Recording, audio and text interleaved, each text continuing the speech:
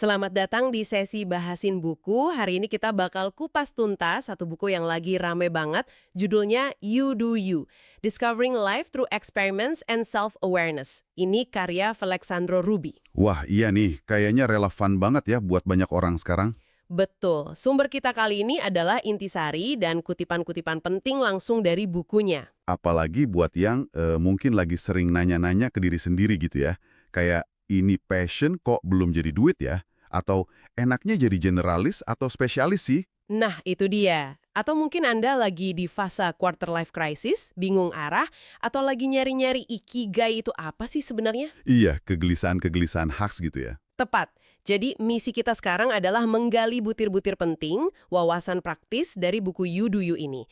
Harapannya bisa bantu Anda kenal diri lebih baik, lebih pede, navigasi pilihan hidup.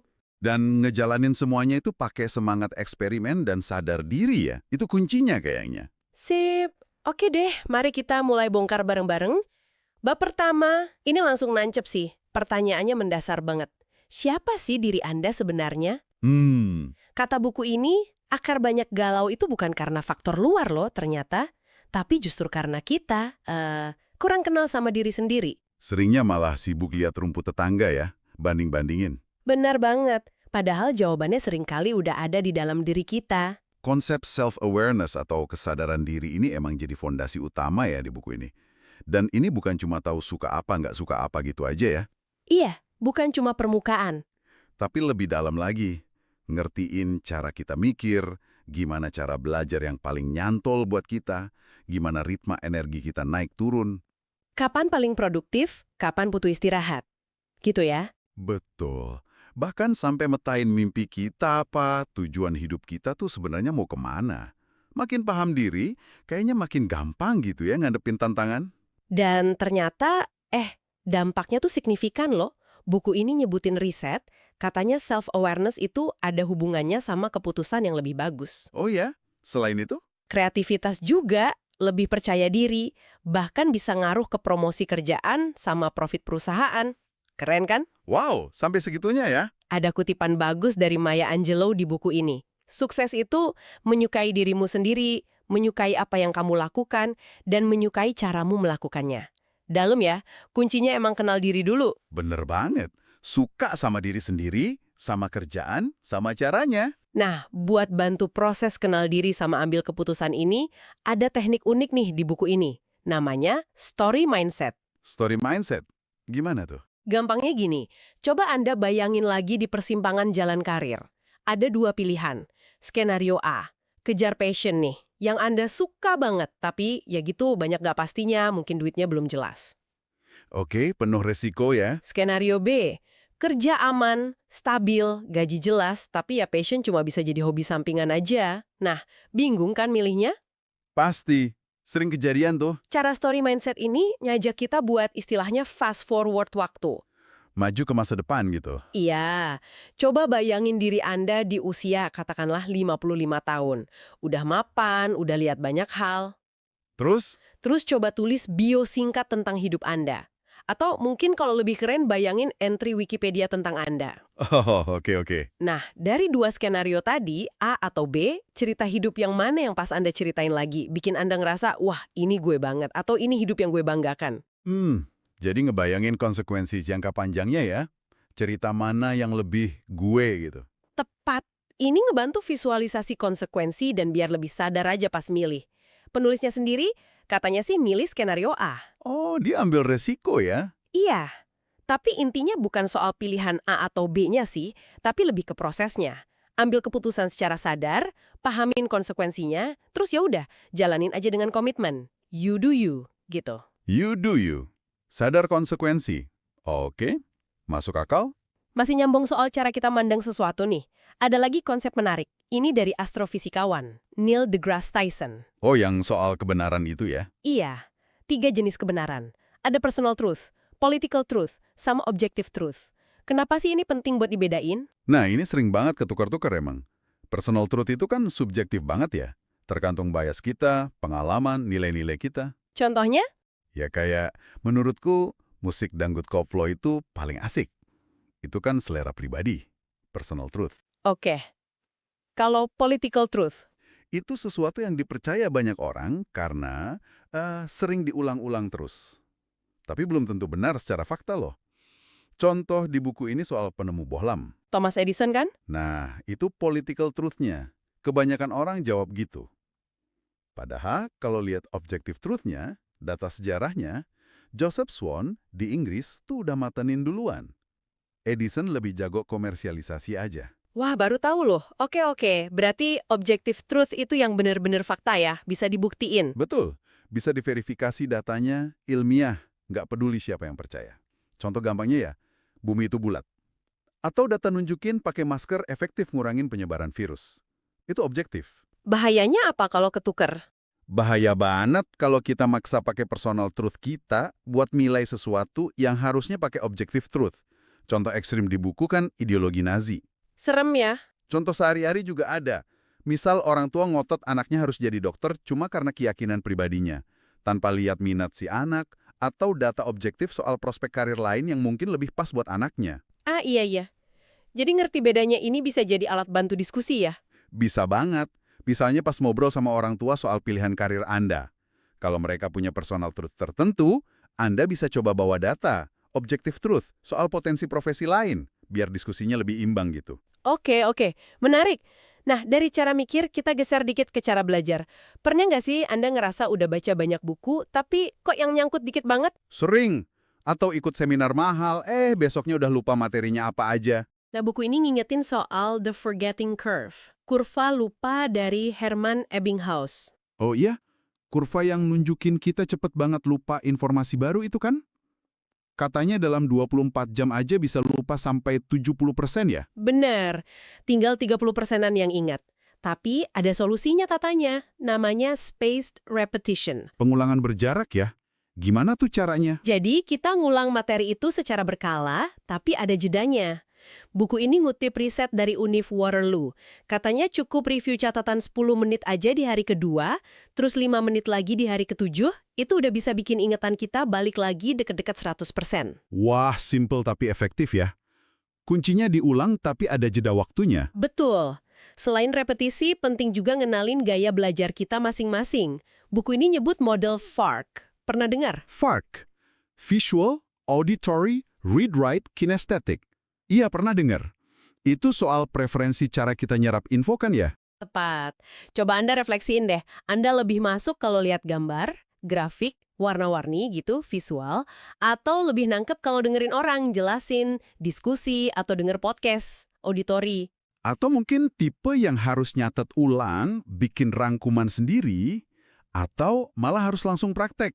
Coba-coba, trial and error. Kinestetik. Nah, ngenalin ini penting biar kita bisa milih cara belajar yang paling pas buat kita, biar nggak sia-sia belajarnya. Jadi ingat kata Bung Hatta yang dikutip di buku juga ya, membaca tanpa merenungkan adalah bagaikan makan tanpa dicerna.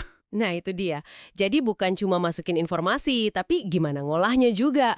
Ngomongin soal belajar jadi ahli, ada mitos 10.000 jam nih dari Malcolm Gladwell. Katanya sering disalahpahami ya. Iya, buku ini coba lurusin pemahaman itu. Pakai contoh main gitar. Buat jadi legenda rock macam John Mayer, mungkin emang butuh ribuan jam. Tapi buat sekedar bisa main 4 kunci dasar, terus bisa ngiringin puluhan lagu pop populer, kayak lagunya James Blunt atau Black Eyed Peas gitu, itu nggak perlu 10.000 jam kok. jadi gimana dong intinya? Ada 2 miskonsepsi utama. Pertama, jangan sampai angka 10.000 jam itu jadi bikin kita minder duluan, jadi mental block. Riset lain nunjukin, buat bisa dasar-dasarnya aja di banyak skill, kadang cuma butuh sekitar 20 jam latihan yang fokus. Oh, 20 jam aja udah bisa basic ya? Bisa banget, buat basic proficiency. Jadi, jangan takut mulai. Kedua, dan ini lebih penting, kualitas latihan itu jauh ngalahin kuantitas. Latihan 10.000 jam, tapi caranya salah, nggak ada feedback, ya percuma. Jadi harus deliberate practice gitu ya? Latihan yang terarah? Tepat. Latihan yang disengaja, ada tujuannya, fokus ningkatin skill spesifik, minta feedback, dan punya mindset eksperimen. Gagal itu ya bagian dari belajar. Oke, masuk akal banget. Pindah topik dikit ke produktivitas. Sering dengar kan? Work smarter, not harder. Sering banget. Nah, buku ini nambahin satu lapis lagi. Produktivitas itu bukan cuma soal prioritas, ngerjain apa, tapi juga soal energi dan waktu. Kapan ngerjainnya? Ada jam pinter sama jam bego kita. Oh, istilahnya lucu ya, jam pinter, jam bego. Ini nyambung ke konsep chronotype ya, jam biologis kita. Betul, dari Dr. Michael Bruce. Ada 4 tipe. Dolphin, lion, bear, sama wolf. Coba, jelasin dikit dong tiap tipe. Dolphin itu tidurnya ringan, kadang insomnia, energinya naik turun. Lion itu kebalikannya, bangun pagi seger banget, produktif pagi, tapi sore udah loyo. Kalau bear, Bear itu yang paling umum kayaknya. Siklusnya ngikutin matahari, butuh tidur cukup sekitar 8 jam. Puncak energinya pagi menjelang siang. terakhir, wolf. Wolf ini awal kaong, susah bangun pagi, tapi malam justru lagi seger-segernya, paling kreatif. Nah, Anda kira-kira tipe mana nih? Wah, mesti direnungin nih kayaknya. Mengenali tipe kita ini penting banget buat ngatur jadwal harian biar optimal. Jadi kerjaan berat yang butuh mikir keras atau kreatif, kerjain pas jam pinter. Terus kerjaan ringan, administratif kayak bales email atau WA, bisa di jam bego gitu ya. Sama jangan lupa istirahat buat recharge. Betul. Buku ini bahkan ngasih contoh jadwal harian buat tiap tipe loh. Bisa jadi inspirasi awal buat Anda coba atur ulang jadwal. Menarik, menarik. Udah tahu waktu terbaik, tantangan berikutnya kan fokus ya. Susah banget zaman sekarang. Gimana caranya? Buku ini nawarin prinsip simpel. Rule of 3. Aturan 3. Aturan 3, kayak di komedi atau properti itu ya. Soal keterbatasan memori jangka pendek kita. Efektifnya cuma bisa nampung 3-4 item. Terus, terapinnya gimana buat fokus? Pertama, coba tentuin cuma 3 prioritas atau tujuan gede aja per periode waktu. Misalnya per tahun atau per kuartal. Jangan kebanyakan. Cuma 3 ya? Oke. Terus? Kedua, buat to-do list harian. Pilih 3 tugas paling penting yang bakal ngasih dampak paling gede. Ini ngacunya ke prinsip Pareto 80-20. Ah, iya. 20% usaha ngasih 80% hasil. Jadi fokus ke 20% yang paling penting itu ya. 3 tugas saja. Idenya biar lebih simpel, lebih fokus, nggak kerasa overwhelmed sama daftar kerjaan yang panjang banget tapi nggak kelar-kelar. 3 aja, tapi bener-bener dikerjain. Kedengarannya lebih manusiawi ya. Selain fokus, ngelola energi juga penting. Buku ini pakai analogi baterai HP lagi. Tidur itu nge-charge. Tapi kapasitasnya juga perlu dijaga, misalnya dengan olahraga. Nah, yang sering nggak sadar itu aplikasi background yang nyedot baterai diam-diam. Apa tuh maksudnya? Notifikasi, WA, Instagram, TikTok, email, berita online, game. Semua yang nongol terus minta perhatian kita. Itu nguras energi banget tanpa kita sadar. Bener banget. Dikit-dikit lihat HP. Coba deh cek screen time di HP Anda. Pasti kaget lihat aplikasi mana aja yang makan waktu dan perhatian paling banyak. Nah, itu dia. Mengelola energi ini ada 4 aspek kata buku ini. Waktu, perhatian, fisik, sama pikiran. Ngutip Naval Rafikan lagi, notifikasi itu alarm yang dipasang orang lain buat Anda. Sadari mana yang beneran perlu direspon. Dalam lagi nih. Oke. Kita masuk ke bagian yang kata penulisnya ini krusial banget. Nilai hidup atau personal values. Ini kayak bintang utara kita buat ambil keputusan. Kompas internal gitu ya. Betul. Buku ini pakai 7 kategori nilai dasar adaptasi dari William Moulton Marston, pencipta DSC.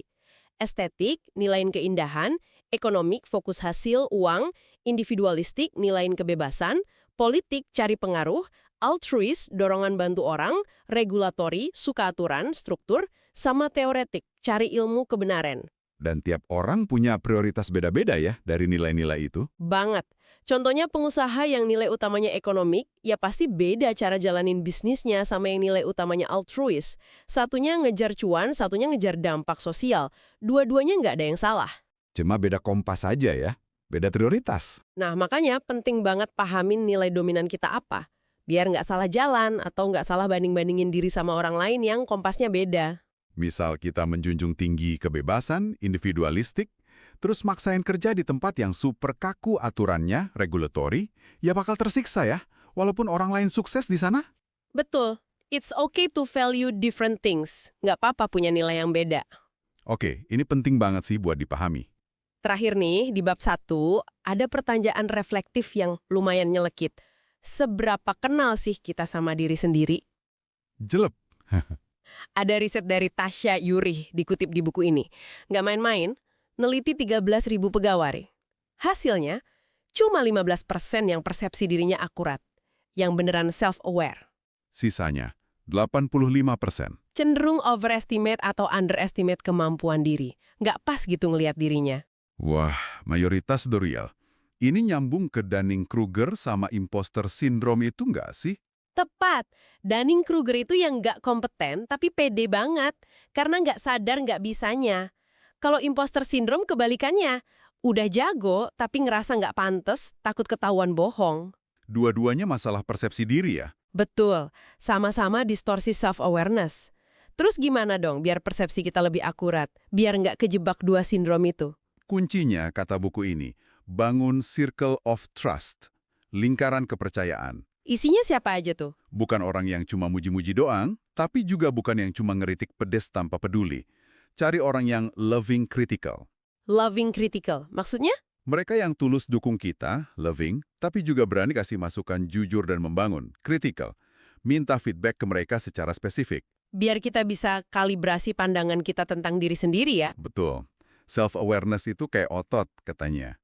Perlu dilatih terus pakai input yang jujur dan berimbang.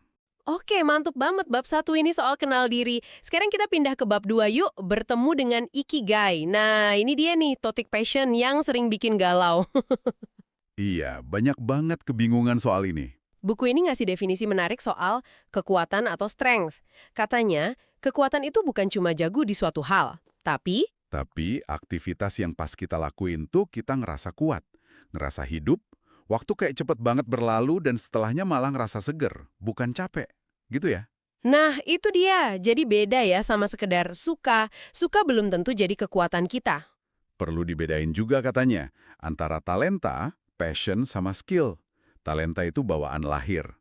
Passion itu irisan antara apa yang kita suka dan apa yang kita mulai bisa. Tapi passion ini perlu diasah terus ya biar jadi skill. Betul, perlu usaha, perlu waktu, biar benar-benar jadi keahlian yang diakui dan ada nilainya. Nah, soal Ikigai ini.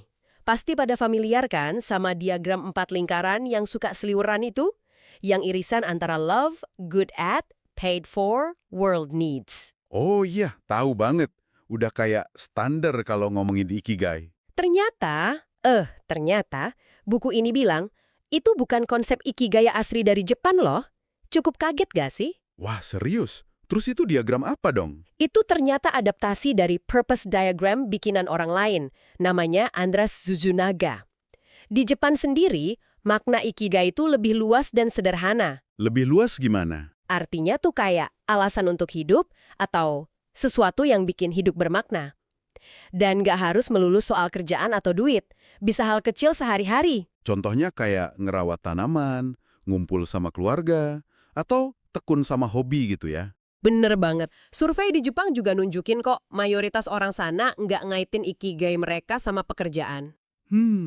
Jadi pemahaman kita selama ini agak melenceng ya. Bisa dibilang gitu, tapi menariknya penulis buku ini tetap pakai diagram populer itu. Kenapa coba? Kenapa tuh? Karena meskipun bukan makna asli, diagram itu diakui sebagai alat bantu yang praktis. Buat apa? Buat metain pilihan karir di zaman sekarang. Jadi dipakai sebagai kerangka berpikir aja, tapi dengan catatan itu bukan makna aslinya. Oke. Jadi alat bantu praktis buat karir ya. Paham? Penulisnya sendiri cerita, dia mulai nemuin Ikigai versinya itu justru dari lingkaran yang bisa dibayar dulu.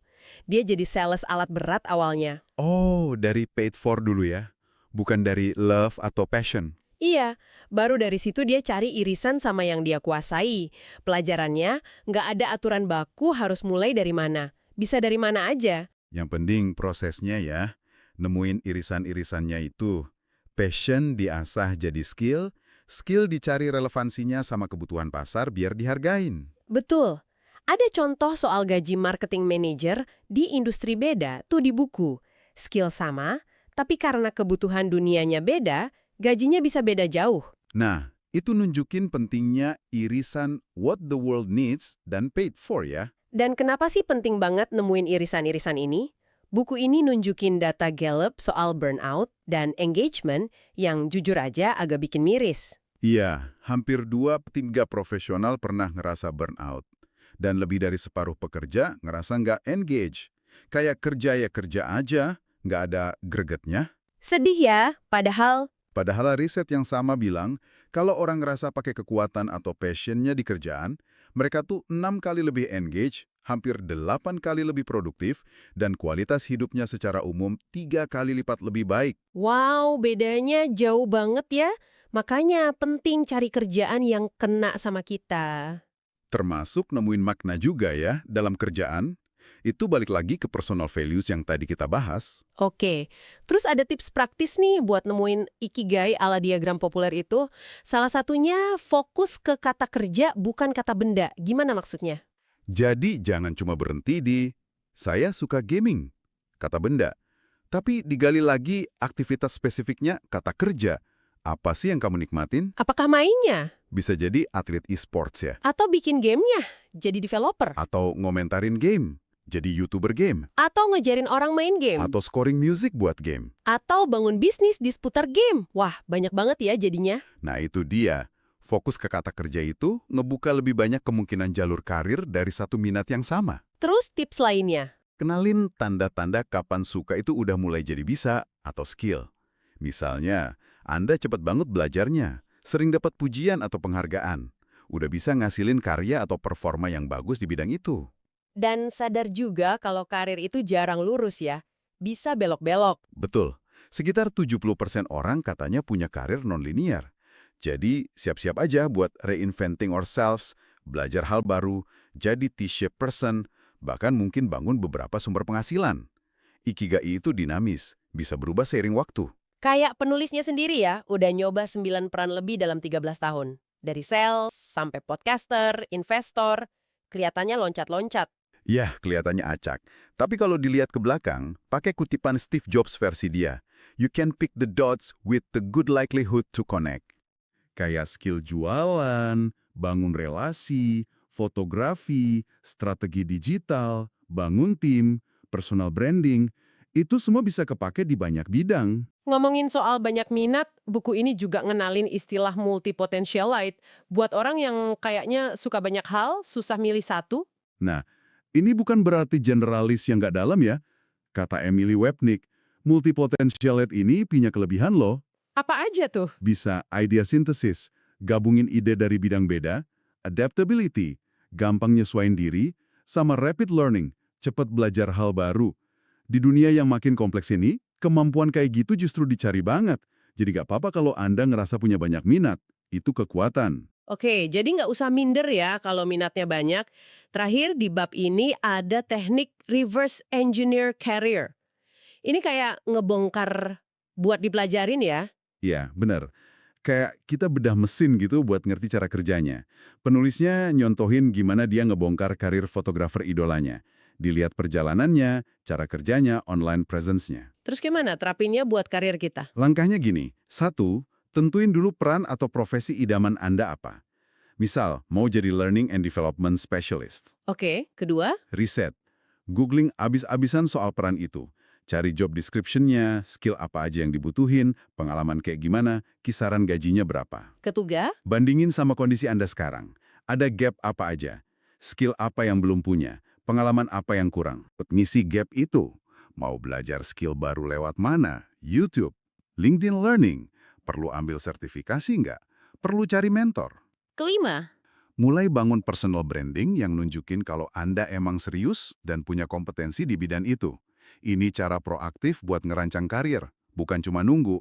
Keren nih, langkahnya jelas banget. Oke, kita intip sedikit bab 3, Designing Your Life. Ada analogi musim di sini. Ya, musim dalam hidup, sama dengan musim dalam karir, sama dengan musim dalam uang.